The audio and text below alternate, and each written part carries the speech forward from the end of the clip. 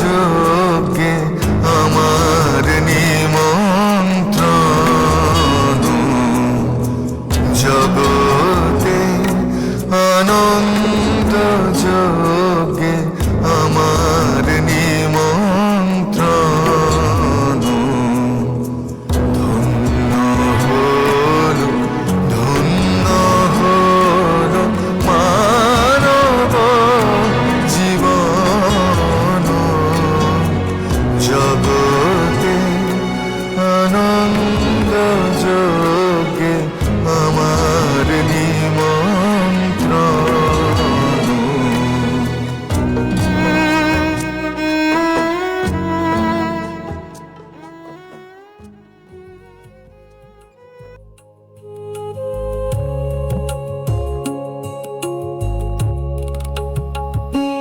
এ বিশাল ব্রহ্মাণ্ড এক অনন্ত আনন্দের মহোৎসব, আর সেই মহোৎসবে আমরা প্রত্যেকেই যেন এক একজন আমন্ত্রিত অতিথি। এই প্রকৃতির রূপ, রস, গন্ধ, পাখির কলতান, ফুলের সৌরভ, নদীর কলকল ধ্বনি আর মানুষের হাসি কান্নার মধ্যে ছড়িয়ে আছে সেই আনন্দ যজ্ঞের সুর। এই নিমন্ত্রণ কেবল ভোগের নয়, বরং জীবনের সৌন্দর্য উপলব্ধি করবার আহ্বান। পৃথিবীর প্রত্যেকটি দিন, প্রত্যেকটি মুহূর্ত আমাদের কাছে নতুন সম্ভাবনা ও নতুন আনন্দের বার্তা নিয়ে আসে। দুঃখ, বেদনা ও প্রতিকূলতার মাঝেও জীবনকে ভালোবাসা, মানুষের পাশে দাঁড়ানো এবং সৃষ্টির মহিমায় নিজেকে সমর্পণ করাই এই আনন্দযজ্ঞে অংশগ্রহণের প্রকৃত অর্থ।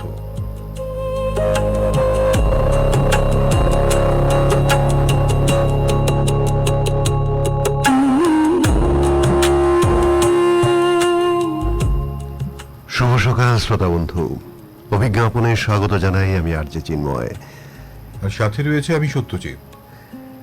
শ্রোতা বন্ধু, শুরুতেই আজকের দিনের কিছু বিশেষ বিশেষ ঘটনাবলী ইতিহাসের পাতা থেকে তুলে ধরছি। আজ 13ই জুন। আজকের দিনে ইতিহাসের পাতায় ঘটে গেছে এমন কিছু ঘটনা যা চিরকাল স্মরণীয় হয়ে থাকছে। এমনই কিছু ঘটনা বলছি। 1793 সালে আজকের এই দিনে বিশিষ্ট শিক্ষাব্রতী ও ধর্মযাজক উইলিয়াম কেরি কলকাতায় প্রথম পদার্পণ করেন। 1840 সালে আজকের এই দিনে তত্ত্ববোধিনী সভার প্রচেষ্টার সিমলার দক্ষিণারঞ্জন মুখোপাধ্যায়ের বাড়িতে সেই তত্ত্ববোধিনী পাঠশালা স্থাপিত হয়েছিল। আজকের এই দিনে 1914 সালে চার্লি চ্যাপলিন অভিনীত ম্যানাস জিহিদে ছবিটি মুক্তি পায়। আজ 13ই জুন, আর আজকের এই দিনে 1900 সালে সাহিত্য পরিষদ পত্রিকার প্রথম সম্পাদক রজনীকান্ত গুপ্ত তিনি পরলোক গমন করেছিলেন। এন্ট্রান্স অব্দি পড়াশোনা করে শারীরিক অসুস্থতার জন্য আর পড়াশোনা করতে পারেননি তিনি, কিন্তু নিজের অধ্যাবসায় বলে বাংলা সাহিত্য রচনার ক্ষেত্রে তিনি যে দক্ষতার পরিচয় দেন, কলকাতা বিশ্ববিদ্যালয় তাকে FA ও BA পরীক্ষায় বাংলা রচনার পরীক্ষক নির্বাচিত করেছিলেন। বঙ্গীয় সাহিত্য পরিষদের তিনি প্রথম থেকে সদস্য, কার্যনির্বাহক সমিতির সভ্য এবং এই পরিষদের মুখপাত্র, সাহিত্য পরিষদ পত্রিকার প্রথম সম্পাদক। শ্রোতাবন্ধু, আজকের দিনে 1848 সালে ফরাসি পোস্ট ইমপ্রেশনিস্ট চিত্রশিল্পী পল গগার জন্ম।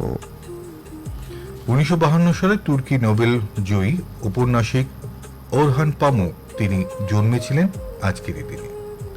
আজকের দিনে 1865 সালে নোবেল জয়ী আইরিশ সাহিত্যিক উইলিয়াম বাটলার ইয়েটসের জন্ম। 1970 সালে আজকের এই দিনে ব্রিটিশ সাহিত্যিক ইএম ফস্টার তিনি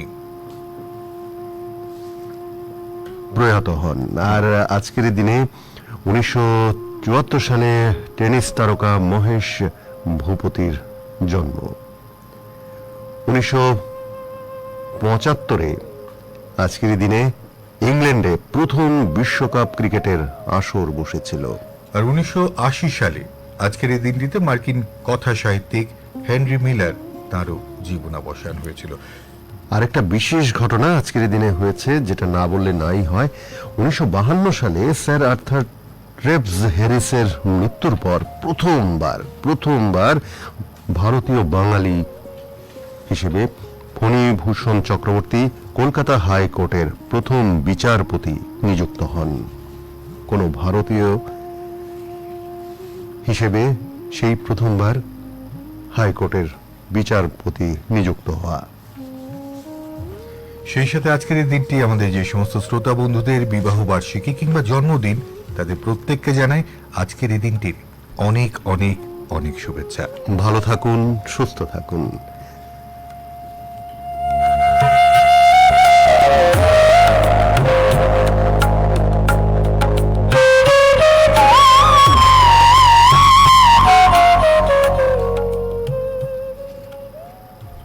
এবারে চলে যাই চিঠিতে।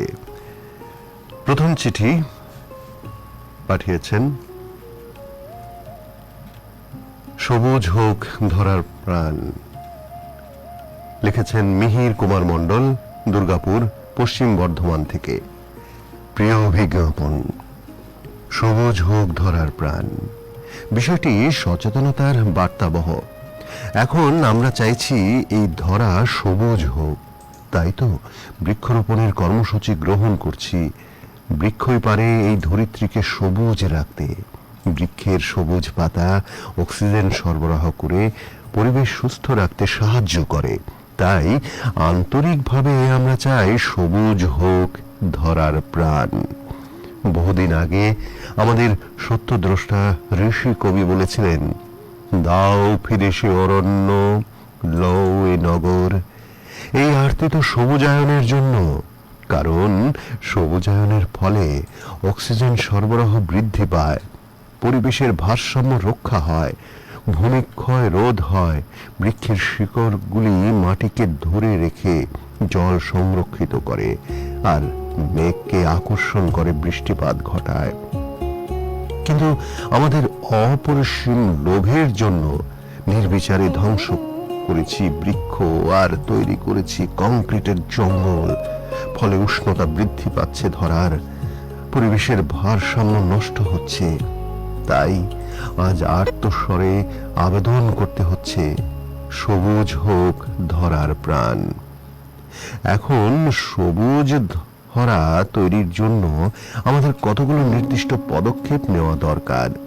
সেগুলো হলো বৃক্ষরোপণ করা এবং সেই বৃক্ষগুলির পরিচর্যা করে বৃদ্ধির সহায়তা করা, প্লাস্টিক বর্জনের জন্য দৃঢ় পদক্ষেপ নেওয়া, কারখানা এবং অন্যান্য জায়গা থেকে নির্গত বর্জ্য পদার্থগুলো ভালোভাবে নষ্ট করা, যাতে জল দূষিত না হয়, মাটি দূষিত না হয়।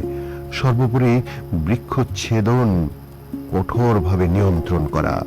আর একটি গাছ একটি প্রাণ, এই কথাটি যেন সবার মর্মে গেঁথে যায়। পরিবেশ এবং নির্দিষ্ট স্থানের জলবায়ু অনুযায়ী বৃক্ষরোপণের কর্মসূচি নেওয়া। তবেই আমরা প্রার্থনায় বলতে পারব, সবুজ হোক ধরার প্রাণ। অভিজ্ঞাপন পরিবারের সকল সদস্যদের এবং সকল শ্রোতা বন্ধুদের আমার আন্তরিক শ্রদ্ধা, প্রীতি ও শুভেচ্ছা জানিয়ে শেষ করছি। এটি মিহির কুমার মণ্ডল, নিবেদিতা প্রেস, বেনাচিতি, দুর্গাপুর, পশ্চিম বর্ধমান। পরবর্তী চিঠিতে যাব, কিন্তু তার আগে বিজ্ঞাপন বিরতি। টাইফয়েড, হেপাটাইটিস এ বা ডায়রিয়া জলবাহিত রোগ আপনার দরজায় কড়া নাড়তে পারে, কিন্তু একটু সচেতনতাই আপনার সুরক্ষা। সব সময় জল ফুটিয়ে বা বিশুদ্ধ করে পান করুন। শুধু পান করা নয়, হাত মুখ ধোয়ার জন্যও ব্যবহার করুন পরিষ্কার জল। খাবারের আগে এবং শৌচাগার ব্যবহারের পর সাবান দিয়ে ভালো করে হাত ধোবেন। রাস্তার কাটা ফল বা শরবত এড়িয়ে চলুন এবং ঘরে ORS রাখুন। খাবার ঢেকে রাখুন এবং চারপাশ পরিষ্কার রাখুন। শিশু ও বয়স্কদের প্রতি বিশেষ নজর দিন। অসুস্থ বোধ করলে দেরি না করে দ্রুত চিকিৎসকের পরামর্শ নিন। সুস্থ থাকুন, সচেতন থাকুন। জনস্বার্থে প্রচারিত জেলা স্বাস্থ্য ও পরিবার কল্যাণ সমিতি, পশ্চিম ত্রিপুরা জেলা।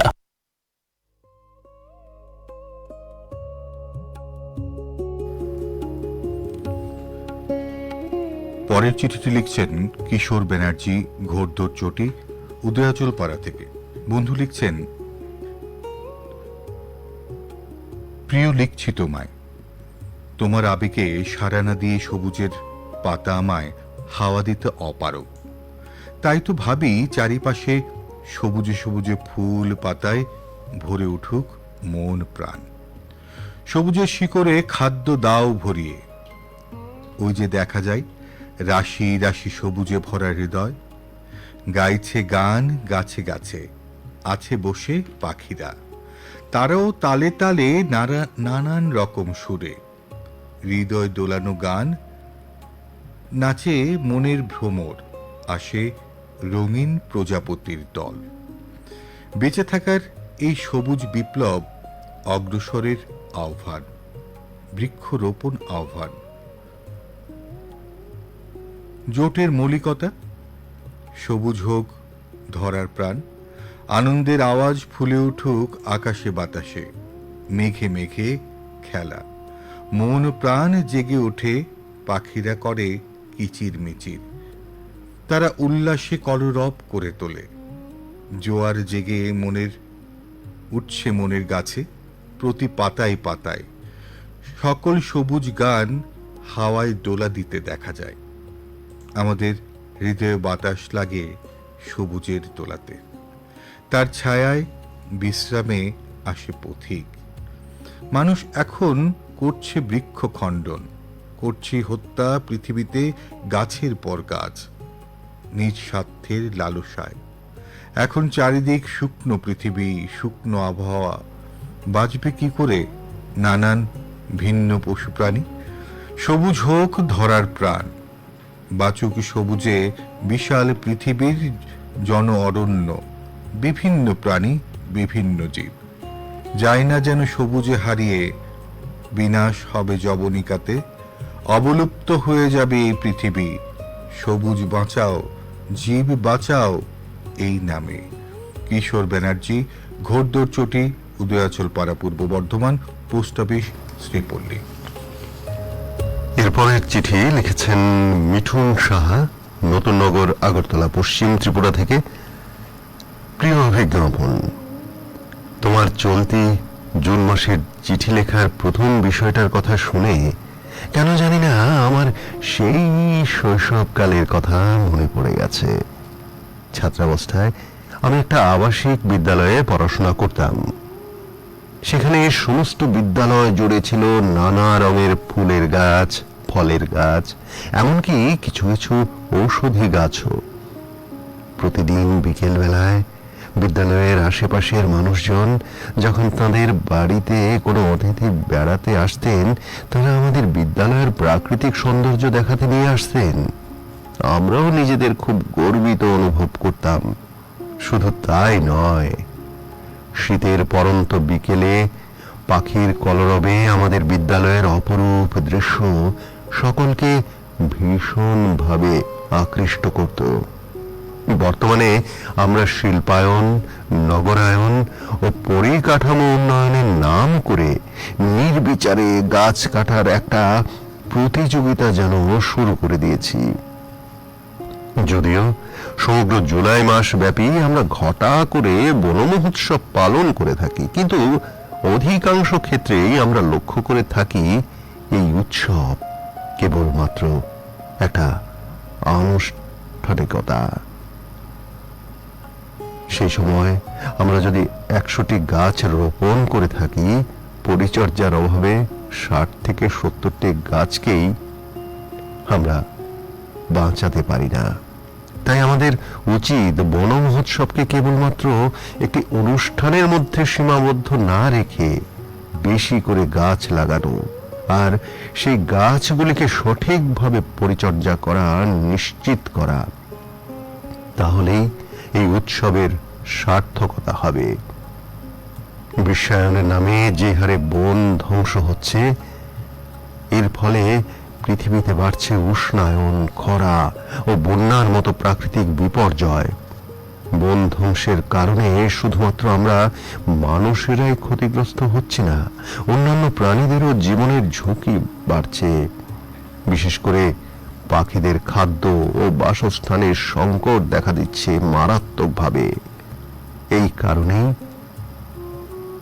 অনেক পাখি আজ বিলুপ্তির পথে। এর ফলে নষ্ট হচ্ছে পরিবেশের ভারসাম্য। তাই পৃথিবীকে যদি আগামী প্রজন্মের বাসযোগ্য করে যেতে হয়, তাহলে আমাদের উচিত বেশি বেশি করে গাছ লাগানো ও সেগুলিকে সঠিকভাবে পরিচর্যা করা। আর পরিবার থেকেই শিশুদের বৃক্ষরোপণের গুরুত্ব ও তাদের পরিচর্যা করা সম্পর্কে সচেতন করে তুলতে হবে। পরিশেষে কবিগুরুর সেই উদ্ধৃতি দিয়েই আমার লেখার ইতি টানছি। মরু বিজয়ের কেতন ওড়াও, শূন্য হে প্রবল প্রাণ, ধুলিরে ধন্য করো করুণার পুণ্যে হে কোমল প্রাণ। শুভেচ্ছান্তে মিঠুন সাহা, নতুন নগর, আগরতলা, পশ্চিম ত্রিপুরা।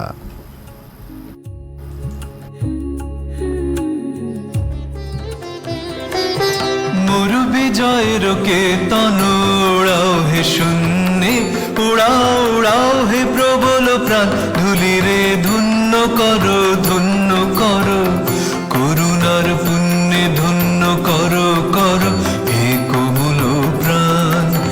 মরু বিজয়ের কেতন উড়াও হে শূন্যে, উড়াও উড়াও হে প্রবল প্রাণ, ধুলিরে ধন্য করো ধন্য করো করুণার পুণ্যে ধন্য করো করো হে কোমল প্রাণ। মরু বিজয়ের কেতন উড়াও হে শূন্যে, উড়াও উড়াও হে প্রবল প্রাণ।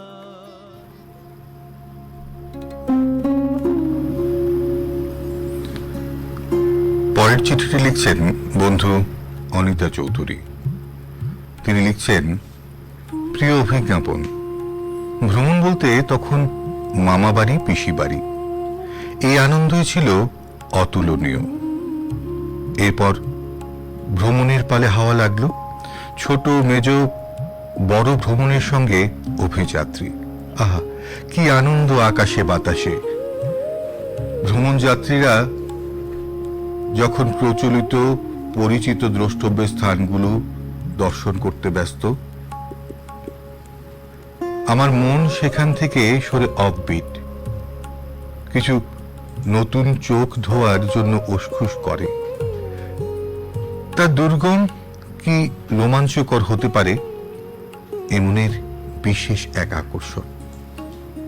বন্ধু, সেবার আমার অভিযাত্রী মনটা হরিদ্বার, কেদারনাথ হয়ে গঙ্গোত্রীর পথে ছোটে। বাস ড্রাইভার দাদা আঁকা বাঁকা পাহাড়ি পথে বাস ছুটিয়ে চলেছেন। পাইন, দেবদারু ইত্যাদি ঘন জঙ্গলের হাজার হাজার ফুট নিচের গিরিখাদের দিকে তাকালে শিহরণ জাগে। তবে অনুপম পাহাড়ি জনপদ হার্সেল, ছড়িয়ে ছিটিয়ে থাকা আপেল বাগিচা, দূরে নীল আকাশ ফুরে শ্বেত শুভ্র বন্দরপুঞ্জ সূর্যাস্তে মায়াবী রূপ ধরে। পথে পরে আরেক রূপসী জনপদ ধারালি। কল্পকেদার শিব মন্দির পেরিয়ে বরফাবৃত সুদর্শন মাতৃ পর্বত শিখরে গড়া বুদ্ধের মাঝে পাইন, দেবদারুর ছায়ায় গঙ্গোত্রী। গঙ্গা যেখানে স্বর্গ থেকে মর্তে নামছে। আশ্রমে উঠি, সমতলের মানুষ, শীত কাকে বলে হাড়ে হাড়ে টের পাচ্ছি। জল বরফ হয়ে যাচ্ছে, গরম খাবার খেতে খেতে ঠান্ডা। এরপর বিছানায় মোটা মোটা শীত পোশাকের সঙ্গে চারটে লেপ কম্বলেও শীত তাড়ানো যায় না। ওদিকে কান ফাটানো বিকট গোঁ গোঁ শব্দ গঙ্গার আছড়ে পড়ার। জার্নিতে ক্লান্ত থাকলেও এমন রোমাঞ্চকর পরিবেশে ঘুম হলো না। পরদিন বেরোই গোমুখের উদ্দেশ্যে। পানীয় জল, শুকনো খাবার সঙ্গে নেই। প্রত্যেকটি মুহূর্ত নতুন নতুন অভিজ্ঞতা। বরফ, শুধু বরফ। গোমুখ হিমবাহের ভুবন মোহিনী রূপ। কিছুটা যাওয়ার পর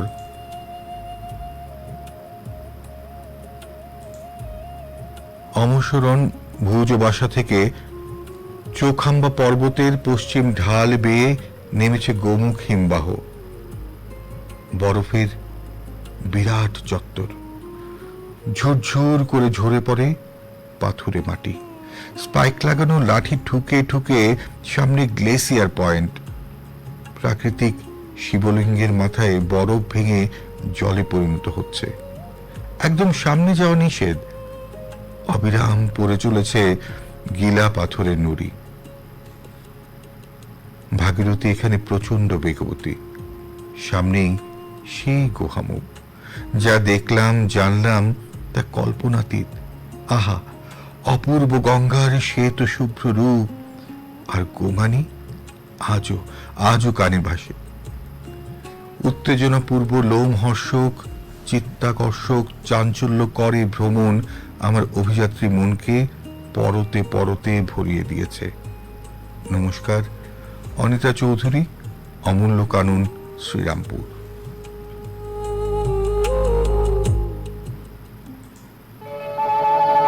আহা কি আনন্দ আকাশে বাতাসে, আহা কি আনন্দ আকাশে বাতাসে,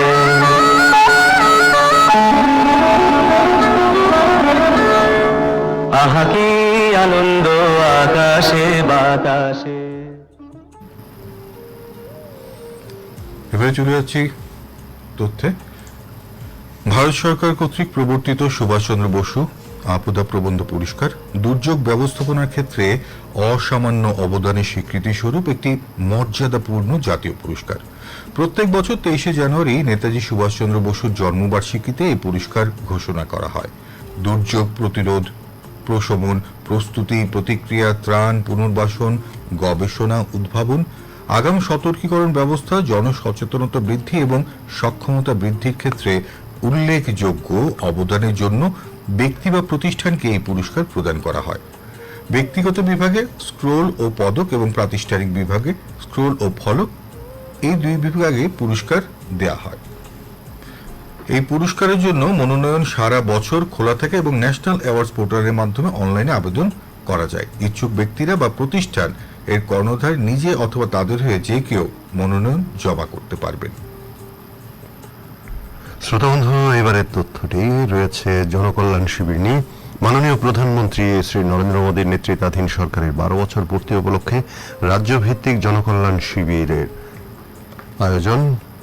এই শিবিরের উদ্বোধন হবে আগামীকাল 14 জুন দুপুর 12টায় আগরতলাস্থিত রবীন্দ্র শতবার্ষিকী ভবনে এবং এই শিবিরটি চলবে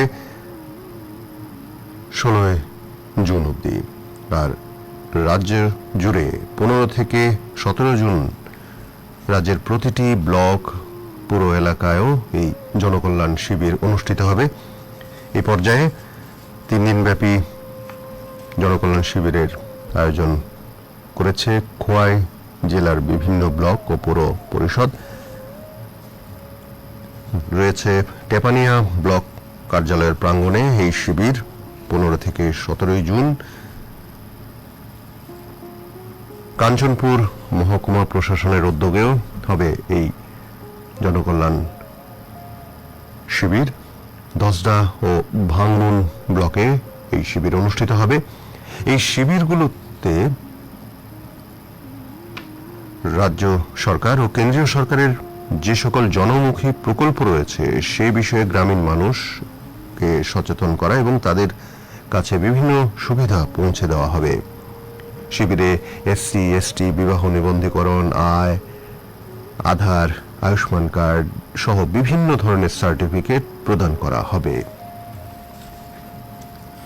প্রত্যেক বছরের মতো ত্রিপুরা শিক্ষক বেসরকারি সমিতি তথা টিটিএ এবছরও অর্থাৎ 2026 সালে ত্রিপুরা মধ্যশিক্ষা পর্ষদ থেকে যে কোনো সরকারি অনুদানপ্রাপ্ত বেসরকারি বিদ্যালয় থেকে মাধ্যমিকে শতকরা 70% নম্বর পেয়ে পাশ করে ত্রিপুরা মধ্যশিক্ষা পর্ষদের আওতাভুক্ত যে কোনো সরকারি অনুদানপ্রাপ্ত বেসরকারি বিদ্যালয়ে বর্তমানে একাদশ শ্রেণীতে পাঠরত এমন বাছাই করা আর্থিকভাবে অসচ্ছল 17 জন কৃতি ছাত্রছাত্রীকে প্রত্যেককে এককালীন 5,000 টাকা করে মাধ্যমিক উত্তর স্কলারশিপ প্রদান করা হবে। এ বিষয়ে বিশদ জানতে 8837048072 অথবা 9436453375 এই নম্বরে যোগাযোগ করা যেতে পারে।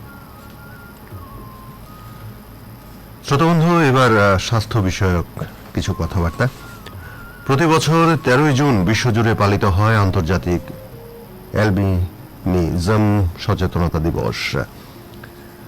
এটি একটি ত্বক, চুল এবং চোখের মেলানিনের অভাবজনিত জিনগত অবস্থা। আক্রান্ত ব্যক্তিদের মানবিক রক্ষা, সামাজিক বৈষম্য দূর করা এবং তাদের সুরক্ষা সম্পর্কে সচেতনতা বৃদ্ধি করাই এই দিবসটির মূল উদ্দেশ্য। আসলে এই রোগে চিকিৎসকরা পরামর্শ হিসেবে বলে থাকেন নিয়মিত চক্ষু বিশেষজ্ঞের পরামর্শ নিতে, কেননা অ্যালবিনিজমে দৃষ্টিশক্তির সমস্যা, চোখ কাঁপা বা আলোতে সংবেদনশীলতা এই সমস্যা নানা ধরনের দেখা দেয়। তো সেক্ষেত্রে চশমা, কন্ট্যাক্ট লেন্স বা লো ভিশন এইড ব্যবহার করতে হতে পারে চিকিৎসকের পরামর্শ অনুযায়ী। চিকিৎসকরা বলে থাকেন ত্বক বিশেষজ্ঞদের পরামর্শ নিতে। মেলানিনের অভাবে সূর্যের অতিবেগুনি রশ্মির ক্ষতি বেশি হয়, তাই ত্বকের নিয়মিত পরীক্ষা খুব জরুরি। সূর্য থেকে সুরক্ষিত থাকতে বলে কারণ SPF 30 বা তার বেশি সানস্ক্রিন ব্যবহার করতে হয়। ছাতা, টুপি, একেবারে হাত ঢাকা পোশাক এবং দুপুরের তীব্র রোদ এড়িয়ে চলা কথাও কিন্তু বলেন বিশেষজ্ঞরা। বিশেষজ্ঞরা আরও বলেন নিয়মিত স্বাস্থ্য পরীক্ষা এই সমস্ত রোগীদের ক্ষেত্রে ভীষণ জরুরি। এছাড়া দৃষ্টিশক্তির সীমাবদ্ধতা থাকলে বড় অক্ষরের বই, ম্যাগনিফায়ার বা অন্যান্য সহায়ক প্রযুক্তির ব্যবহার করা যেতে পারে। বর্তমানে এই অ্যালবিনিজম সম্পূর্ণ নিরাময়ের কোনো চিকিৎসা না থাকলেও সঠিক যত্ন ও নিয়মিত চিকিৎসকের পরামর্শে আক্রান্ত ব্যক্তি স্বাভাবিক ও সুস্থ জীবনযাপন করতে পারেন। এবার চলে যায়, খুব দ্রুততার সঙ্গে বলতে হচ্ছে, কর্মখালী বিজ্ঞপ্তি। State bank of India SBI দেশব্যাপী 7,150 জন শিক্ষানবিশ নিয়োগ করছে। অনলাইনে আবেদনের শেষ দিন আগামী 15 জুন 2026 পর্যন্ত বাড়ানো হয়েছে। 20 থেকে 28 বছর বয়সী যোগ্য স্নাতকগণ অনলাইনে আবেদন করবেন। আর বিস্তারিত জানতে এবং আবেদন করতে লগ অন করুন SBI এর ওয়েবসাইট। সেই সাথে আজকের মতো অভিজ্ঞাপন আমরা এখানেই শেষ করছি। সবাই ভালো থাকবেন, সুস্থ থাকবেন। আজ অভিজ্ঞাপনে আপনাদের সঙ্গে ছিলাম আমি RJ চিন্ময়, আর সঙ্গে RJ Satyajit. Swani presents Morning News.